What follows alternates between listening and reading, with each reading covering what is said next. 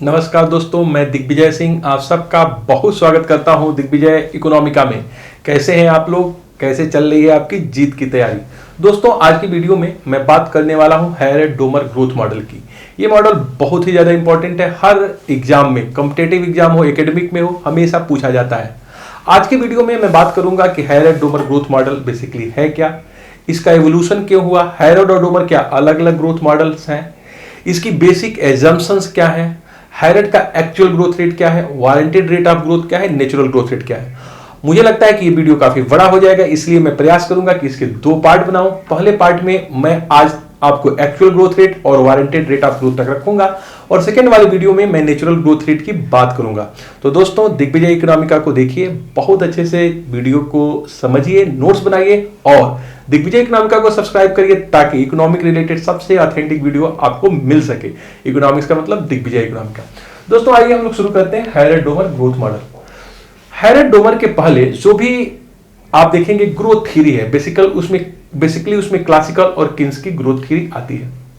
Classical और Keynes दोनों ही जो ग्रोथ थ्योरी आप पढ़ेंगे तो उसमें इन्वेस्टमेंट के सिर्फ एक पक्ष पे ध्यान दिया गया है, लेकिन हैरेड-डोमर दोनों इस बात से सहमत हैं कि कहीं ना कहीं इन्वेस्टमेंट के डुअल इफेक्ट होते हैं। जब हम कहीं इन्वेस्टमेंट करते हैं किसी प्रोजेक्ट में, तो पहला जो है उसका इफेक्ट है वो प्रोडक्शन कैपेसिटी इन्हांसमेंट के रूप में आता है। जब हम कहीं पूंजी लगाते हैं, मशीनरी, इक्विपमेंट, टूल्स में इन्वेस्टमेंट करते हैं तो काम करने की, इकोनॉमी में उत्पादन करने की क्षमता बढ़ जाती है। मतलब इकोनॉमी में गुड्स एंड सर्विसेज प्रोड्यूस होते हैं। आप इसको इन्वेस्टमेंट का सप्लाई साइड भी कह सकते हो कि जब हम इन्वेस्टमेंट करेंगे तो गुड्स एंड सर्विसेज की प्रोडक्शन करने की क्षमता बढ़ जाएगी, गुड्स एंड सर्विसेज ज्यादा प्रोड्यूस होंगे, तो इसे उत्पादन क्षमता में वृद्धि कर सकते हैं। और बेसिकली क्लासिकल का यही विचार था कि supply creates in on demand, कि चीजों इन्वेस्टमेंट होगा तो गुड्स एंड सर्विसेज की सप्लाई जरूर हो जाएगी। तो एक जो पक्ष हो गया इन्वेस्टमेंट का, वो जो है सप्लाई साइड आप इसे बोल सकते हो, या प्रोडक्शन कैपेसिटी इनहेंस साइड, उत्पादन क्षमता में वृद्धि का पक्ष हो गया। दूसरा, लेकिन एक चीज और भी होता है, जब हम इन्वेस्टमेंट करते हैं तो लोगों के हाथ में इनकम जनरेट होती है। जरा आप सोचिए कि अगर मैं कोई भी कैपिटल स्ट्रक्चर, कैपिटल एसेट्स खड़ा करूं, मैं जो है एक मॉल बनवा दूं, गवर्नमेंट जो है नेशनल हाईवे बनवा दे, तो साथ ही साथ प्रोडक्शन कैपेसिटी तो बढ़ेगी, लेकिन फैक्टर ऑफ प्रोडक्शन के हाथ में इनकम आएगी, और इनकम आएगी तो डिमांड बढ़ेगी। तो कहीं ना कहीं डिमांड और इनकम में वृद्धि होती है। आप इस इन्वेस्टमेंट का डिमांड साइड भी कर सकते हैं, और इसके ऊपर बेसिकली किन्स फोकस करते थे। किन्स ने सीधे सीधी बात कहा था कि जो प्रोडक्शन कैपेसिटी है वो दी हुई है, इसलिए इंपॉर्टेंट है डिमांड का। हैरेड-डोमर दोनों ही कहते हैं कि इन्वेस्टमेंट के दोनों ही पक्ष होंगे और दोनों की अनदेखी नहीं की जा सकती। किन्स का मॉडल जहां तक है वो शॉर्ट रन का एक स्टैटिक मॉडल है, लेकिन लॉन्ग रन अगर डायनेमिक मॉडल की आप बात करिएगा तो वहां पे आप देखेंगे प्रोडक्शन कैपेसिटी इनहांस होगी। इसलिए हैरेड-डोमर मॉडल इन दोनों से अलग इन्वेस्टमेंट के डुअल इफेक्ट की बात करते हैं और बताते हैं कि इन्वेस्टमेंट करने से जहां इकोनॉमी में एक तरफ प्रोडक्शन कैपेसिटी इनहांस होता है, दूसरी तरफ इकोनॉमी में इनकम और डिमांड भी जनरेट होती है। और अगर लॉन्ग रन में आपको स्टेडी स्टेट ग्रोथ की बात करनी है तो इनकम या उत्पादन क्षमता में उस तरह से वृद्धि होनी चाहिए जो कैपिटल स्टॉक, जो प्रोडक्शन कैपेसिटी बढ़ रही है उसको पूरी तरीके से फिनिश कर सके। अर्थात आय में उस दर से वृद्धि होनी चाहिए जो प्रोडक्शन कैपेसिटी के ग्रोथ को यूटिलाइज कर सके। तो ऐसे में कोई इकोनॉमी में प्रॉब्लम नहीं आएगी और लॉन्ग रन इक्विलिब्रियम को मेंटेन किया जा सकता है। एक्चुअली हैरेड और डोमर दोनों ही किन्स के जो सर्टेन स्टैटिक मॉडल है उसका एक डायनेमिक वर्जन की तलाश कर रहे हैं, और ये बताते हैं कि किन्स के मॉडल में जब हम इनकम डिटर्मिनेशन मॉडल को पढ़ते हैं तो उसमें हम कहते हैं इक्विलिब्रियम वहां पे होगी जहां पे प्लांट सेविंग प्लांट इन्वेस्टमेंट के बराबर हो। लेकिन आप बताइए कि लॉन्ग रन में जब हम ग्रोथ की बात करेंगे तो किस रेट से इकोनॉमी ग्रो करे ताकि लॉन्ग रन ग्रोथ में स्टेडी स्टेट लागू हो सके, स्टेडी स्टेट इक्विलिब्रियम को मेंटेन कर सके। तो जब हम इसके डायनेमिक वर्जन की तलाश करेंगे तो मुझे यह बताना पड़ेगा कि लॉन्ग रन में आने वाले समय में जो सेविंग होगी और इन्वेस्टमेंट होगी वो किस रेट से होगी ताकि इकोनॉमी में लॉन्ग रन में ग्रोथ मेंटेन हो सके। तो यहां पे हैरेड और डोमर दोनों ही किन्सियन स्टैटिक मॉडल का एक डायनेमिक वर्जन प्रस्तुत करते हैं। मैं आपको बताऊं कि हैरेड और डोमर बेसिकली दो मॉडल्स हैं, सर राय हैरेड और एवसी डोमर। डोमर और हैरेड दोनों एक ही समस्या का समाधान करते हैं और सबसे महत्वपूर्ण दोनों का कंक्लूजन, निष्कर्ष भी एक ही है, लेकिन जो अंतर है दोस्तों वो सिर्फ अप्रोच को लेके है। दोनों एक ही निष्कर्ष पे पहुंचने के लिए अलग अलग अप्रोच की बात करते हैं। तो कुल मिला जुला के जो चूंकि दोनों का निष्कर्ष एक है, इसलिए हम इसको हैरेट डोमर मॉडल बोल देते हैं। यद्यपि हैरेट का ग्रोथ मॉडल अलग है और ग्रोथ मॉडल डोमर का अलग है। हैरेट ने चूंकि पहले अपने ग्रोथ मॉडल को दिया, इसलिए हम लोग हैरेट डोमर ग्रोथ मॉडल कहते हैं। तो आइए हम हैरेट के ग्रोथ मॉडल से स्टार्ट करते हैं और बताते हैं कि किस तरीके से ये डेवलप हुआ और उसकी बेसिक एक्सप्लेनेशन क्या है और बेसिक थॉट क्या है। हैरेट जो ऐसे इकोनॉमिस्ट है, जो मैंने बताया कि किन्स के स्टैटिक जो मॉडल है उसका एक डायनेमिक वर्जन प्रस्तुत करते हैं। यद्यपि हैरेट किन्स के कुछ बातों से बिल्कुल सहमत है। हैरेट ने यह माना है कि इकोनॉमी में इक्विलिब्रियम वहीं पे होगा जहां सेविंग इन्वेस्टमेंट के बराबर हो या फिर प्लांट सेविंग प्लांट इन्वेस्टमेंट के बराबर हो, और साथ ही साथ जो सेविंग होगी वो इनकम के ऊपर डिपेंड होगी, इनकम का एक पार्ट होगा। यहां पे वो लॉन्ग रन में स्टेडी स्टेट ग्रोथ को खोजते हैं ताकि अगर डाइवर्जन हो तो किस तरह की सिचुएशन कायम होगी उसको देखा जा सके, और एक एंटरप्रेन्योर है किस तरीके से प्लान कर सके इन्वेस्टमेंट को ताकि वो हमेशा सेटिस्फाइड हो सके। उस रेट से कैसे ग्रो किया जाए इनकम को, जो कि प्रोडक्शन कैपेसिटी को फुली यूटिलाइज कर सके, पूंजी संयंत्रों का पूर्णतः उपयोग हो और इकोनॉमी में किसी तरह का ओवर प्रोडक्शन या अंडर प्रोडक्शन न हो। यहां पे मैं आपको बताऊं दोस्तों कि हैरेट कुछ बेसिक एजम्पशंस को लेके चलते हैं। तो आइए सबसे पहले आप हेडिंग डालिए कि हैरेट की बेसिक एजम्पशंस क्या थी, उन मान्यताओं को हम बात करेंगे, फिर मैं बताऊंगा कि हैरेट का एक्सप्लेनेशन एक्चुअली क्या है। तो आइए बेसिक एजम्पशंस हम ले लेते हैं, हैरेट की मुख्य मान्यताएं ले लेते हैं जिसके ऊपर इनका मॉडल आधारित है। पहला है फुल एम्प्लॉयमेंट। मान के चलते हैं हैरेट की शुरू में जो है फुल एम्प्लॉयमेंट की प्राप्त हो चुकी है, अगर यहां से डाइवर्जन होगा तो क्या सिचुएशन होगी, इस पे हमको एनालिसिस करना है। तो फुल एम्प्लॉयमेंट को आप ले लीजिए। दूसरा यहां पे आप देखिएगा जो महत्वपूर्ण इनका मॉडल है कि जो लेबर फोर्स है, लेबर फोर्स वो एक्सोजीनस डिटरमाइंड है। एक्सोजीनस का मतलब है श्रम की पूर्ति बाह्य रूप से दी हुई है, एक्सोजीनस डिटरमाइंड है, और ये जो है एक कांस्टेंट रेट से बढ़ रही है। मतलब लेबर फोर्स एक्सोजीनियसली डिटरमाइंड है और ये बाह्य रूप से बढ़ रही है। इसमें आपको किस रेट से बढ़ रही है वो कांस्टेंट मान लिया गया है। तीसरा यहां पे ये मानिएगा कि यहां पे नो गवर्नमेंट, कोई गवर्नमेंट नहीं है और ना कोई फॉरेन ट्रेड है, मतलब ना तो गवर्नमेंट है और ना कोई बाह्य क्षेत्र है। इसका मतलब ये वन सेक्टर क्लोज मॉडल है, वन सेक्टर क्लोज मॉडल है जिसमें फर्म और कंज्यूमर है। चौथा ये जो बहुत इंपॉर्टेंट है वो है fixed coefficient production function use हुआ है। Fixed coefficient production function use किया गया है, बहुत ध्यान से समझिएगा। देखिए दोस्तों इस बात को जरा समझिए, ये क्वेश्चन बहुत पूछा जाता है। जो हैरेट का मॉडल है इसमें जो प्रोडक्शन फंक्शन यूज किया गया है वो fixed coefficient production function use किया गया है। मतलब जो कैपिटल और लेबर का रेशियो है वो अनचेंज होगा, इसमें किसी तरह का परिवर्तन नहीं होगा। मतलब कि पर यूनिट कैपिटल कितनी होगी उसमें किसी तरह का चेंज नहीं आप ला सकते हैं। कैपिटल लेबर का जो रेशियो होगा वो फिक्स्ड होगा। अभी जब आपको मैं न्यू क्लासिकल मॉडल को समझाऊंगा, सोलो मॉडल को बनाऊंगा, तो आप देखिएगा उसमें इसको चेंज माना जा सकता है। यहां पे कैपिटल लेबर रेशियो को फिक्स्ड कोफिशिएंट प्रोडक्शन होने की वजह से कैपिटल और लेबर का जो रेशियो होगा वो सदैव एक ही रहेगा, इसमें किसी तरह के परिवर्तन होंगे नहीं।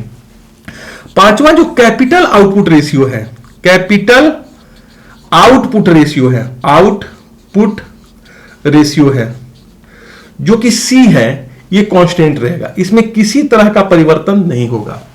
और जो सेविंग है वो इनकम का भाग है। Saving is the function of income, function of income. जो बचत है वो आय के ऊपर निर्भर करेगी। बिल्कुल किन्सियन एजम्पशंस है कि जो बचत है वो आय के ऊपर निर्भर करेगी। तो दोस्तों जब हम इन एजम्पशंस को लेते हैं तो इसके ऊपर हैरेट ने अपने मॉडल को डेवलप किया। देखिए अगर इस मॉडल को आपको समझना है तो पहले तो हमको कैपिटल आउटपुट रेशियो को बहुत अच्छे से समझना है, और साथ ही ये जो सेविंग जो है, जो मैं कह रहा हूं कि इनकम का पार्ट है, इसको समझना है। तो पहले आइए थोड़ा सा हम कैपिटल आउटपुट रेशियो को आपको समझा लें, फिर मैं आपको थोड़ा सा सेविंग के विषय में बताऊं, फिर मैं आपके जो हैरेट के ग्रोथ्स है, एक्चुअल ग्रोथ रेट क्या है, वारंटेड रेट ऑफ ग्रोथ क्या है और नेचुरल ग्रोथ रेट क्या है, तब आप इसे अच्छे से समझ पाएंगे। तो हैरेट को समझने के लिए आपको सबसे पहले समझना है कैपिटल आउटपुट रेशियो, जिसको मैं यहां यूज कर रहा हूं C शब्द, कैपिटल आउटपुट रेशियो। दोस्तों इसके लिए एक्सीलरेटर शब्द भी यूज होता है। इसके लिए शब्द जो है accelerator, accelerator, accelerator, accelerator, accelerator, accelerator, accelerator, accelerator, accelerator, accelerator, accelerator, accelerator, accelerator, accelerator, accelerator, accelerator, accelerator, accelerator, जो है त्वरक शब्द भी यूज होता है। चलिए, कैपिटल आउटपुट रेशियो क्या है? देखिए, कैपिटल आउटपुट रेशियो सी है डेल्टा के बाई डेल्टा वाई। इसका मतलब यह है कि हमको एडिशनल यूनिट प्रोडक्शन करने के लिए कितनी एडिशनल यूनिट कैपिटल चाहिए। देखिए, क्वेश्चन बहुत पूछा जाता है, तो बहुत ध्यान से, बड़े कंसंट्रेशन से सीखिएगा। जो कैपिटल आउटपुट रेशियो, देखिए दो चीजों का ये रेशियो है, एक कैपिटल का, एक आउटपुट का। इसके ऊपर कहिएगा तो एक मैं अलग वीडियो बना दूंगा, क्योंकि ये थोड़ा सा बड़ा हो जाएगा। कैपिटल आउटपुट रेशियो दो तरह के होते हैं, average capital output ratio, incremental capital output ratio. लेकिन यहां पे जो यूज हुआ है मॉडल में, वो इंक्रीमेंटल कैपिटल आउटपुट रेशियो ही यूज हुआ है, ICOR भी यूज हुआ है, ICOR, incremental capital output ratio. Incremental, जिसको आप मार्जिनल भी कह सकते हो, incremental capital output ratio use हुआ है। देखिए, इसका मतलब क्या हुआ, डेल्टा के बाई डेल्टा वाई। एक एडिशनल यूनिट प्रोडक्शन के लिए कितनी एडिशनल यूनिट कैपिटल चाहिए। जैसे आप कभी भी इंडिया और चाइना के विषय में बात करते हैं, तो आप हमेशा पढ़ते हैं कि जो चाइना का कैपिटल आउटपुट रेशियो है वो इंडिया की अपेक्षा कम है। इसका मतलब जब वो एडिशनल यूनिट प्रोडक्शन को प्रोड्यूस करता है तो उसको कम यूनिट पूंजी चाहिए होती है। देखिए, कब आप ज्यादा प्रोडक्शन कर सकते हैं, जब आपकी कैपिटल आउटपुट रेशियो कम है। देखिए, मैं कई बार कंपटीशन में देखा हूं, सिविल सर्विसेज में देखा हूं, IAS में देखा हूं, PCS में ये हमेशा पूछा जाता है कि इकोनॉमी के लिए लाभकारी क्या होगा, कैपिटल आउटपुट रेशियो का हाई होना या फिर कम। कैपिटल आउटपुट रेशियो हमेशा कम होना चाहिए। अगर कैपिटल आउटपुट रेशियो दोस्तों कम है, तो इसका मतलब है कि जो एडिशनल आप प्रोडक्शन करने जा रहे हैं उसके लिए आपको कम यूनिट पूंजी की आवश्यकता पड़ेगी। ये तो बहुत बढ़िया बात है। भारत में आप देखिए कैपिटल आउटपुट रेशियो ज्यादा है कंपैरिजन टू चाइना। तो जब हम प्रोडक्शन करने जाते हैं किसी चीज का, तो उसमें हमको ज्यादा पूंजी लगानी पड़ती है। तो यहां पे जो कैपिटल आउटपुट रेशियो है दोस्तों, वो सी है, जो दिखाता है कि एडिशनल यूनिट प्रोडक्शन के लिए कितनी एडिशनल यूनिट कैपिटल चाहिए। तो ये है यूज होगा आपके हैरेड मॉडल में, और डोमर में इसका उल्टा यूज होगा, आउटपुट कैपिटल रेशियो, जिसकी बात हम बाद में करेंगे। दूसरा मैंने कहा कि सेविंग इनकम का फलन है। इसका मतलब जो ST है वो SYT के ऊपर निर्भर करेगा। टी टाइम की जो इनकम है उसके ऊपर जो है आपकी टी टाइम सेविंग निर्भर करेगी। यहां पे जो एस है दोस्तों, उसको आप कह सकते हो MPS, या फिर आप इसको APS भी कह सकते हो। मार्जिनल प्रोपेंसिटी टू सेव कह सकते हो MPS, या फिर एवरेज प्रोपेंसिटी टू सेव। मतलब delta S by delta Y भी आप इसे यूज कर सकते हैं, या फिर S बाई वाई भी कह सकते हैं। इसका मतलब कितना राष्ट्रीय आय का बचाया जाएगा वो मार्जिनल प्रोपेंसिटी टू सेव के ऊपर निर्भर करेगा। जैसे मान लीजिए 0.8 है, तो 0.8 का मतलब अगर हम 100 रुपया कमाएंगे तो उसमें जो है 0.8 हम सेविंग कर लेंगे। यद्यप 0.8 तो हमेशा कंजम्पशन होगा, 0.2 मान लीजिए, तो 0.2 हम सेव करेंगे। 100 रुपए में 20 रुपया हम सेविंग कर लेंगे। तो एस जो है मार्जिनल प्रोपेंसिटी टू सेव, कितना इनकम बढ़ने पे कितना हम सेव कर रहे हैं उसको दिखाता है। तो दो चीजें इसमें बहुत ज्यादा यूज होगी, एक तो ये कैपिटल आउटपुट रेशियो बहुत ज्यादा यूज होगी, और ये वाला सेविंग वाला कंसेप्ट यूज होगा। तो इन दोनों को आप समझ लिए। अब आइए, हैरेड बेसिकली 3 तरह के ग्रोथ रेट की बात करते हैं। 3 तरह की ग्रोथ रेट की बात करते हैं। हैरेड के मॉडल में आप देखेंगे 3 तरह की ग्रोथ रेट की बात हुई है। कौन कौन ग्रोथ रेट की दोस्तों बात हुई है? ग्रोथ रेट, 3 तरह के समृद्धि दर की बात हुई है। 3 तरह के समृद्धि दर की बात हुई है। पहला actual growth rate, actual growth rate, जिसको मैं शब्द यूज कर रहा हूं GA। हिंदी में दोस्तों इसको कहेंगे वास्तविक समृद्धि दर, वास्तविक समृद्धि दर, वास्तविक समृद्धि दर। दूसरा warranted growth rate, growth rate, इसके लिए शब्द यूज होगा GW। वाई का मतलब, W का मतलब वारंटेड, मतलब आवश्यक या वांछित, आवश्यक, या फिर इसके लिए बहुत ज्यादा शब्द होता है वांछित, डिजायर्ड, जो वांछित है, वांछित समृद्धि दर, समृद्धि दर। और तीसरा है natural growth rate, natural growth rate, इसके लिए शब्द यूज होगा GN, मतलब प्राकृतिक समृद्धि दर, प्राकृतिक समृद्धि दर। एक्चुअल में हमको ये 3 ही चीजों को हैरेड में बहुत अच्छे से सीखना है कि एक्चुअल ग्रोथ रेट, वास्तविक समृद्धि दर क्या है हैरेड का, दूसरा वारंटेड रेट ऑफ ग्रोथ क्या है, आवश्यक या फिर वांछित ग्रोथ रेट क्या है, और तीसरा हमको सीखना है कि इनके प्राकृतिक समृद्धि दर क्या है। तीन चीजों को हमको अच्छे से समझना है। देखिए इकोनॉमी किस रेट से एक्चुअल में ग्रोथ कर रही है, ये है आपका एक्चुअल ग्रोथ रेट। उसके डिटर्मिनेंट्स क्या होंगे, कैसे ग्रो करेगी, इस पे हम चर्चा करेंगे। लेकिन यहां पे यह है कि एक्चुअल में इकोनॉमी आपकी किस रेट से ग्रो कर रही है। अगर हम बात करें 2019-20 की, तो 2019-20 में इकोनॉमी की ग्रोथ रेट हमारी क्या है, किस तरह से डिटरमाइन होगा, कैसे होगा, इस पे बात करेंगे। दूसरा, वारंटेड ग्रोथ रेट क्या है, एक्चुअल में ग्रोथ रेट होना क्या चाहिए। देखिए एक तो है क्या हो रहा है, दूसरा होना क्या चाहिए। होना वो चाहिए जिसपे कि जो हमारा प्रोडक्शन कैपेसिटी वो फुली यूटिलाइज हो, मतलब जो पूंजी है, कुल मिला जुला के सरल शब्दों में समझिए, जो पूंजी है वो फुली यूटिलाइज हो, मतलब जो प्लान सेविंग है उतना एक्चुअली इन्वेस्टमेंट हो रहा है, जिसपे कि ना तो ओवर प्रोडक्शन हो ना तो अंडर प्रोडक्शन हो, मतलब कुल मिला जुला के प्रोड्यूसर फुल्ली सेटिस्फाइड हो। इकोनॉमी में दो ही वर्ग है, एक कंज्यूमर है और एक फर्म्स है, प्रोड्यूसर है। दोनों जो है यहां पे आपके जो है बिल्कुल सेटिस्फाइड होंगे, क्योंकि प्रोड्यूसर जितना प्रोड्यूस करेगा एक्चुअल उतना ही कंज्यूमर उसके ऊपर एक्सपेंडिचर कर देगा, खर्च कर देगा। तो यहां पे ना तो ओवर प्रोडक्शन होगी ना अंडर प्रोडक्शन होगी, तो इसी रेट पे उसको हमेशा इन्वेस्टमेंट करना चाहिए ताकि इकोनॉमी में long run steady growth maintain हो सके। तो यह है आवश्यक या फिर वांछित समृद्धि दर क्या होनी चाहिए। और तीसरा, इस वांछित समृद्धि दर या वास्तविक समृद्धि दर की सीमा क्या है, एक्चुअल में कौन से डिटर्मिनेंट्स हैं जो इन ग्रोथ रेट की अपर लिमिट डिटरमाइन करते हैं। तो वो है प्राकृतिक समृद्धि दर की, जो है समृद्धि दर की एक नेचुरल लिमिट क्या है, उस पर हम बात करेंगे। तो दोस्तों आइए अब हम समझते हैं कि वास्तविक समृद्धि दर और वांछित समृद्धि दर क्या है और किस तरीके से इनको हम डिराइव करेंगे। और अगर देखिए लास्ट में जो कंक्लूजन हम यही ड्रॉ करने वाले हैं कि अगर GA बराबर GW बराबर GN हो, अगर ये सिचुएशन आ जाए कि GA बराबर GW बराबर GN, जो वास्तविक समृद्धि दर है वांछित के बराबर है और ये जो है हमारे प्राकृतिक समृद्धि दर के बराबर है, अगर ये तीनों ही दर बराबर हो गए तो इससे अच्छा क्या है, सोने पे सुहागा, गोल्डन एज इसको आप कहेंगे श्रीमती जॉन रॉबिन्सन के लैंग्वेज में कि गोल्डन है। इससे अच्छा कुछ हो ही नहीं सकता है कि जो चल रहा है वही वांछित है और वही प्राकृतिक रूप से हमारी लिमिट है, इससे ज्यादा हम कर नहीं सकते हैं। तो ये तो सबसे गोल्डन एज है, लेकिन यहां किसी इकोनॉमी को इस रेट पे ग्रो करना ये बहुत मुश्किल काम है। GA बराबर GW हो जाए बहुत अच्छा है, लेकिन क्या ऐसा होगा कि जो डिजायर्ड है उतनी ही हमारी चल रही है ग्रोथ रेट, ये भी मुश्किल है। और अगर डेविएशन होता है तो फिर क्या होगा।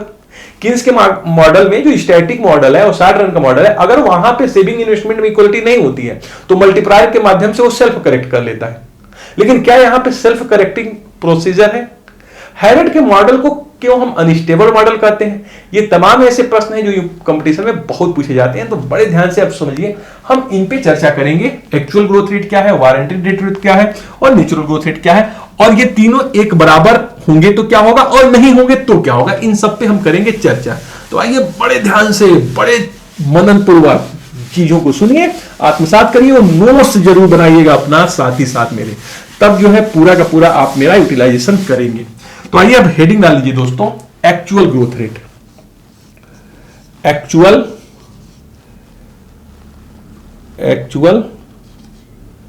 ग्रोथ रेट,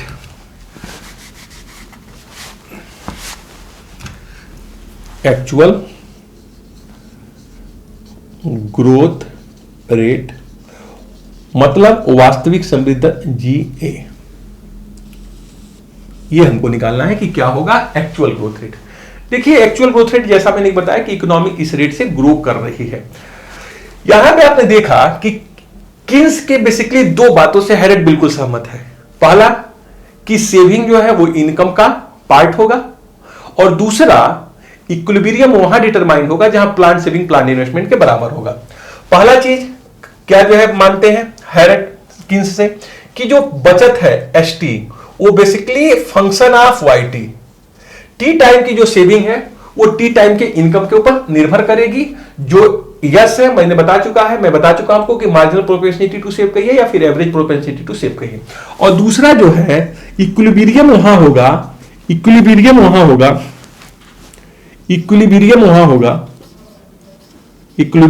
होगा जहां प्लान सेविंग, जहां बचत जो है प्लान सेविंग प्लान इन्वेस्टमेंट के बराबर हो जाए।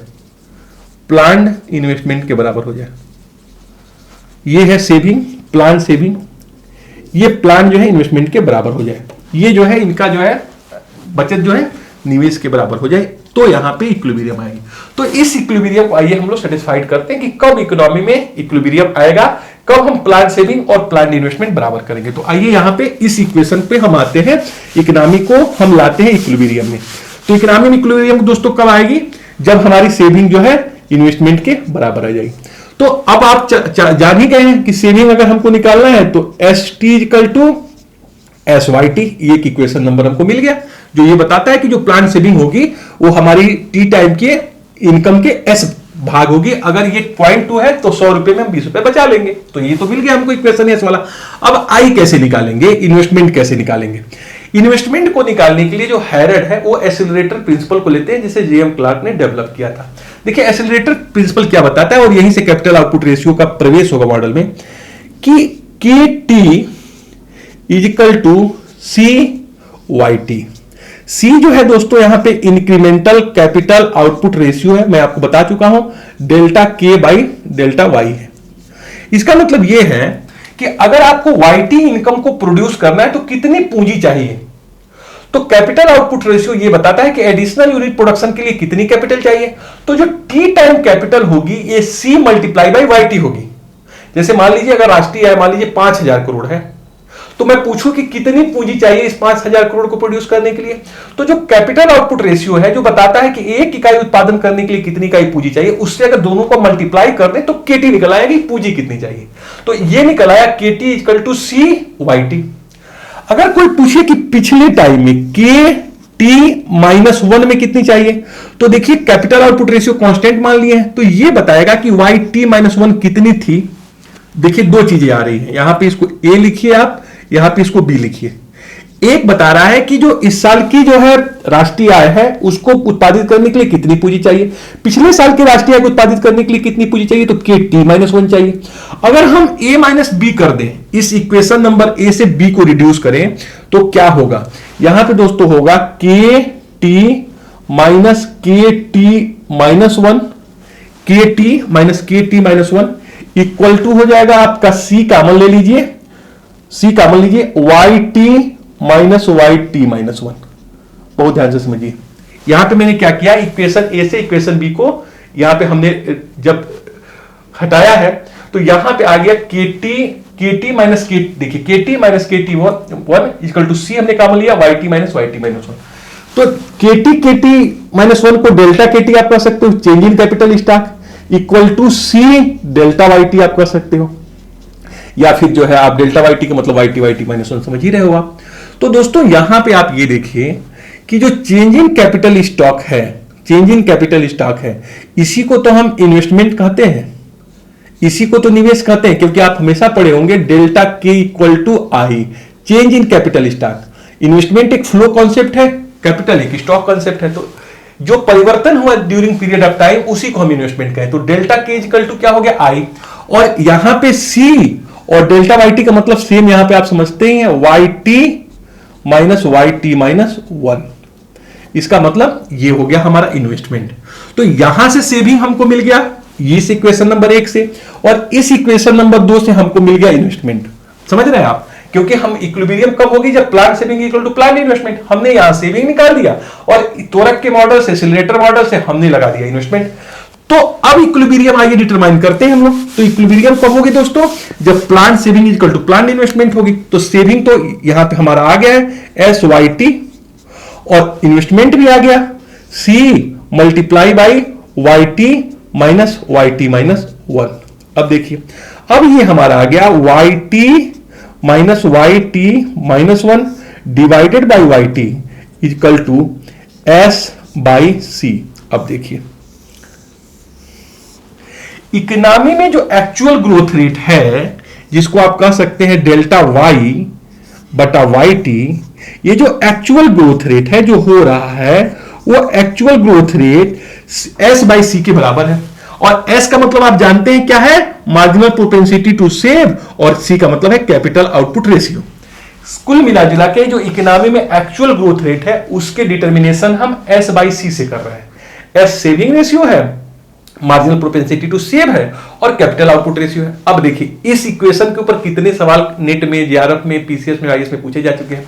कई बार आप देखते हैं कि पूछा जाता है कि किसी इकोनॉमी की जो सेविंग रेट है वो 24% है और कैपिटल आउटपुट रेशियो ये पूछा जाता है कि marginal propensity to saving rate, sorry इसको पूछा जाता है सेविंग रेट और पूछा जाता है कैपिटल आउटपुट रेशियो अगर 4% है तो ग्रोथ रेट क्या है। बस यही ग्रोथ रेट का फार्मूला आ गया आपका, GA इक्वल टू S/C।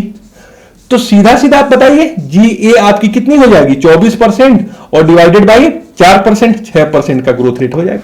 तो सीधा सीधा समझिए जो इकोनॉमी ग्रो कर रही है उसको हम saving rate divided by capital output ratio से निकाल सकते हैं। This is actual growth rate. Economy जो ग्रो कर रही है वो डिटरमाइन हो गए दो फैक्टर से, एक सेविंग रेट क्या है आपकी और दूसरा जो है marginal propensity, sorry capital output ratio क्या है। इन दोनों रेशियो से आप एक्चुअल ग्रोथ रेट निकाल सकते हैं। मान लीजिए एक्चुअल ग्रोथ रेट 6% से चल रही है। देखिए बहुत महत्वपूर्ण है कि जो हमारा आवश्यक ग्रोथ रेट है, जो हमारा वारंटेड रेट ऑफ ग्रोथ है वो भी 6% हो, क्योंकि हैरेड का मॉडल बेसिकली एक अनस्टेबल मॉडल है। देखिए जब मैं पहले बार मैं आपको बताऊं परीक्षा दिया था, सबसे पहला एग्जाम आईएएस प्री का, तो मैं इस क्वेश्चन को गलत कर दिया था। वहां पे दो मॉडल है, एक हैरेड का मॉडल और मैं आपको आने वाले समय में बताऊंगा सोलो का मॉडल। अगर आप हैरेड के मॉडल को देखिएगा तो मूलतः एक अस्थिर मॉडल है, अनस्टेबल मॉडल है, जबकि जो सोलो का मॉडल है वो एक स्टेबल मॉडल है। यहां पे अगर समृद्धि GA/GW के बराबर नहीं हुई तो आप देखेंगे कि इकोनॉमी हमेशा प्रॉब्लमेटिक सिचुएशन में होगी। अगर बराबर नहीं हुई तो जो डेविएशन होगा वो हमेशा दूर होता जाएगा। कोई भी ऐसी पावर ही नहीं है कि GA/GW को बराबर कर दे। इसीलिए हैरेड के मॉडल में हमेशा नाइफ एज प्रॉब्लम आती है, रेजर एज प्रॉब्लम आती है कि अगर GA/GW से अगर बाहर जाता है तो हमेशा डेविएट होता ही चला जाएगा। तो आप यहां GA समझ गए। अब हम देखिए ऐसे ही हम निकालेंगे इसी प्रक्रिया के साथ, इसी तर्क को यूज करते हुए एक्सेलरेटर को, यहां पे हम बात करेंगे वारंटेड रेट ऑफ ग्रोथ की। बिल्कुल इसी प्रक्रिया से हम निकालेंगे वारंटेड रेट ऑफ ग्रोथ। अब आप हेडिंग डालिए वारंटेड ग्रोथ रेट, जिसको हम कहेंगे GW। इसको हम एक शब्द और भी कहते हैं full capacity growth rate, full capacity growth rate. और यही एक्चुअली जो है इनका डायनेमिक ग्रोथ रेट भी है, यही बेसिकली इनका डायनेमिक वर्जन भी है। यही एक किन्स से अलग भी हो जाते हैं क्योंकि डायनेमिक वर्जन इनका जो है इसी से शुरू होगा, वारंटेड रेट ऑफ ग्रोथ से। जो आवश्यक ग्रोथ रेट है वो क्या होगा। यहां जो वारंटेड रेट ग्रोथ का परिभाषा है बिल्कुल वैसे ही हम निकालेंगे जैसे हमने एक्चुअल ग्रोथ को निकाला, लेकिन यहां सेविंग के बाद यहां जो C आ जाएगा वो रिक्वायर्ड हो जाएगा। बस यही अंतर है। देखिए सेम उसी प्रोसीजर से आप निकालिए जिसको मैंने एक्चुअल बताया है, लेकिन सेविंग वही है सेविंग, लेकिन यहां CR जो है वहां पे एक्चुअल जो कैपिटल आउटपुट रेशियो था यहां पे है रिक्वायर्ड। यहां पे सिर्फ अंतर यही होगा कि रिक्वायर्ड ICOR क्या है। वहां पे एक्चुअल ICOR की बात कर रहे थे हम एक्चुअल ग्रोथ रेट में, हम यहां पे बात कर रहे हैं रिक्वायर्ड ICOR क्या होगा।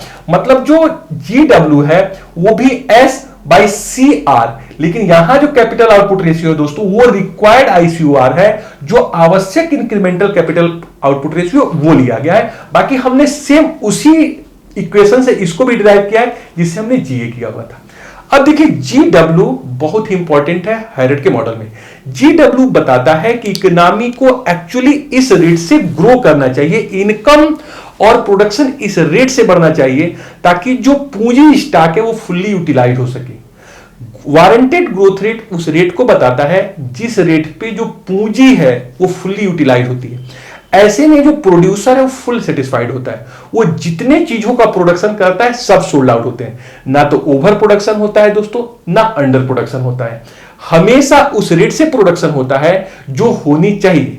इसका मतलब यह हुआ कि हमेशा जो है इंटरप्रेन्योर प्रोड्यूसर इस रेट पे अगर इकोनॉमी ग्रो कर रही है तो वो सेटिस्फाइड होगा, इक्विलिब्रियम में होगा।